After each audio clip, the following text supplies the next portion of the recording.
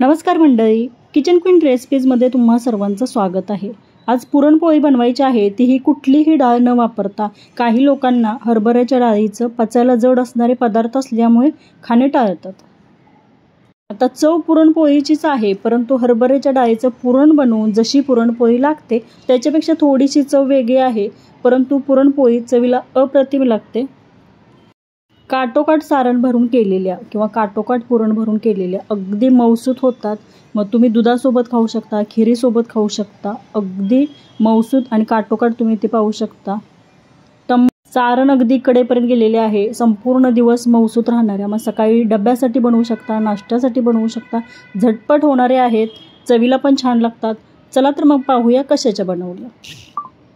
कुकरमध्ये स्वच्छ धुतलेली रताळी घातली आणि अर्धा कपच पाणी घालून ही रताळी शिजवून घेतलेली आहेत। कुकरला 3 शिट्ट्या करून घेतल्या की रताळी छान शिजतात।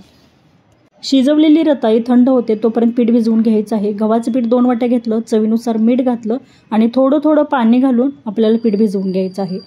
पुरणपोळीसाठी जशी आपण कणिक भिजवून घेतो तशीच आपल्याला भिजवून घ्यायची आहे। भिजवलेलं गव्हाचं पीठ 10 ते 15 मिनिटांसाठी झाकून ठेवायचं, म्हणजे छान असं भिजलं की बनवलेली जी पुरणपोळी आहे ती मऊसूत होते। कणिक भिजल्यानंतर एक 5 ते 7 मिनिटांना थोडंसं तेल लावलं आणि कणिक पुन्हा मळून घेतली आणि पुन्हा 10 मिनिटांसाठी झाकून ठेवलेली आहे। रताळी सोलून घ्यायची आहे, त्याच्यावरची जी साल आहे ती काढून घ्यायची आणि अशा पद्धतीने रताळी सोलून घेतलेली आहेत। रताळी थोडीशी मॅश करून घेतलेली आहेत। नंतर आपण पुरणाच्या चाळणीने पुरण वाटून घेणार आहे, तरी पण सुरुवातीला थोडीशी मॅश करून घेतलेली आहेत।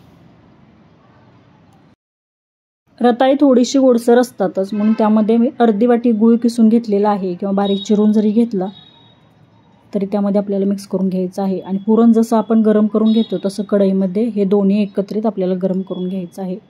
गॅसवरती एक पॅन ठेवली आणि त्यामध्ये हे दोन्ही एकत्रित करून छान असं गूळ वितळेपर्यंत एकत्रित मिक्स करून घ्यायचं आहे।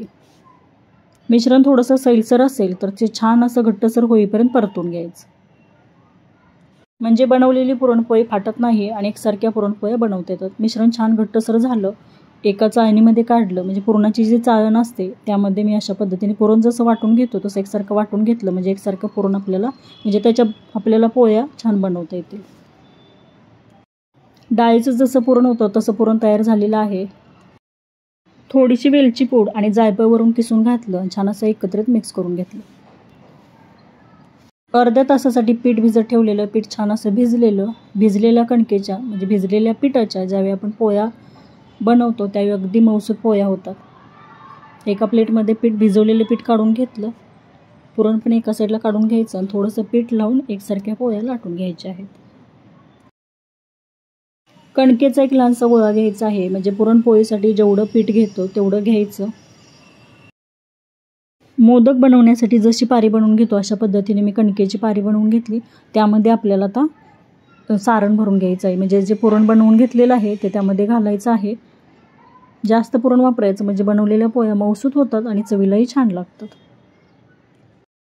बाजूच्या कडा आहे त्या एकसारख्या दुमडून घ्यायच्या आणि जास्तीचा कणकेचा भाग जर राहिला तर तो काढून घ्यायचा आहे। सर्व बाजूने एकसारखं पीठ एकत्रित करून छान असं गोल बनवून घ्यायचं आहे आणि जास्तीचा राहिलेला कणकेचा भाग काढून घ्यायचा। दोन्ही बाजूने पीठ लावायचं आहे आणि हलक्या हाताने लाटून घ्यायचं आहे। पुरणपोळी जशी लाटून घेतो तशीच हलक्या हाताने लाटून घ्यायची आहे। सर्व बाजूने म्हणजे कडेपर्यंत सारण पसरावं म्हणून एकसारखी अशा पद्धतीने हलक्या हाताने लाटून सर्व बाजूने एकसारखी लाटून घ्यायची। पुरणपोळी लाटत असताना अशी सर्व बाजूने पुरणपोळी फिरली पाहिजे, पळपुटाला न चिकटता हलक्या हाताने लाटली की एकसारखी पुरणपोळी अशा पद्धतीने लाटताही येते। जास्त जाडसरही लाटायच्या नाहीत, जास्त पातळही लाटायच्या नाहीत। मध्यभागापासून कडेपर्यंत लाटणं फिरवलं की कडेपर्यंत पुरण जातं। अशा पद्धतीने एकसारखं हलक्या हाताने फिरवून घ्यायचं आहे। पुरणपोळी हातावरती उचलून घेतली की कुठल्या बाजूला जाड आहे आणि कुठल्या साईडला पातळ झालेली आहे ते पटकन लक्षात येतं, आणि ज्या बाजूला जाड झालेली आहे तिथं हलक्या हाताने पातळ लाटून घ्यायची। पोळी लाटून होत्या तोपर्यंत गॅसवरती तवा पण गरम करण्यासाठी ठेवायचा आहे आणि तुम्ही ते पाहू शकता, अगदी न फुटता सहजरित्या पोळी लाटलेली आहे। तवा पण छान असा गरम झालेला आहे. एका बाजूने भाजल्यानंतर दुसऱ्या बाजूने ही पोळी भाजून घ्यायची आहे. पुरणपोळी म्हटलं की तूप आलंच, मग तुपाऐवजी तुम्ही तेल वापरू शकता. वरून थोडंसं तूप लावून दोन्ही बाजूनी ही पोळी खरपूस होईपर्यंत भाजून घ्यायची आहे. पोळी अगदी टम्म अशी फुगलेली आहे आणि मऊसूत अशी झालेली आहे. एका प्लेटमध्ये काढून घेऊया. पाहता क्षणी खावीशी वाटणारी अगदी मऊसूत झालेली आहे. न फुटणाऱ्या न तुटणाऱ्या टम्म अशा फुगणाऱ्या पोळ्या आपल्याला घरात बनवायच्या असतील तर या पद्धतीने बनवून पहा. आणि तुम्हाला मी दाखवते, त्यामध्ये जे आपण पुरण भरलेलं आहे ते अगदी कडेपर्यंत पसरलेलं आहे.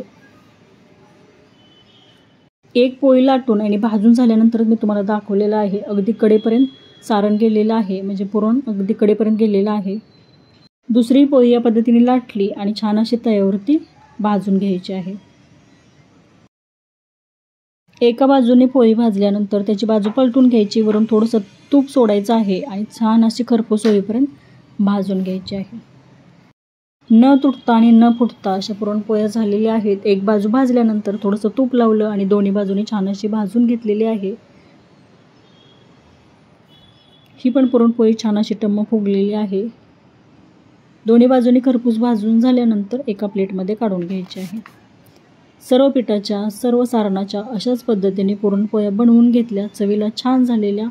तुम्ही कधी जर बनवल्या नसतील तर या पद्धतीने एकदा नक्की बनवून बघा. 2 वाटी गव्हाचं पीठ असेल आणि अर्धा किलो जर रताळी असतील, म्हणजे मी घेतलेली रताळी अर्धा किलो होती आणि 2 वाट्या गव्हाचं पीठ घेतलेलं, त्यामध्ये 8 ते 9 पुरणपोळ्या झालेल्या. काही लोकांना पुरणपोळी आवडते, परंतु हरभऱ्याच्या डाळीची पुरणपोळी खाल्ल्यानंतर पोट फुगतं वगैरे अशा पोटाच्या काही समस्या असतात, त्यामुळे खाणे टाळतात. त्यांनी अशा पद्धतीने पुरणपोळ्या बनवल्या तर चवीलाही अप्रतिम लागतात. कधी बनवल्या नसतील तर या पद्धतीने नक्की बनवा.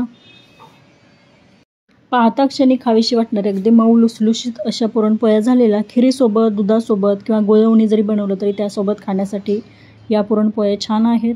व्हिडिओ आवडला असेल तर नक्की लाईक करा. चॅनेलवरती नवीन असाल तर सबस्क्राईब नक्की करा.